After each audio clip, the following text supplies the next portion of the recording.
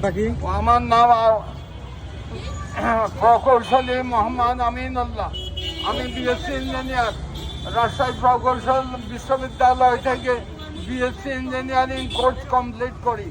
তারপর পৃথিবীতে 31 বছর চাকরি করি, এখন রিটায়ারমেন্টে আছি।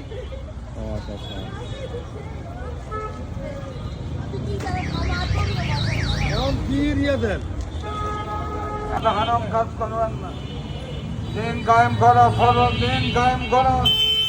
দিন কায়েম না থাকলে কুফরি কায়েম থাকবে। কুফরি অবস্থায় শয়তানের আনুগত্য করা হয়। নামাজ রোজা সব ইবাদত বিফলে চলে যায়, কোনো দোয়া কবুল হয় না। সবাই ভালো কাজ করুন, দিন কায়েম করুন। দিন কায়েম না থাকা দেশের টাকা সবগুলি উৎস হারাম কবিরা গুনাহ। সুদ, ঘুষ, মাদক, পতিতালয়, সিনেমা, জুয়া, নাটক, সব টাকা হারাম। দেশের সব টাকা হারাম।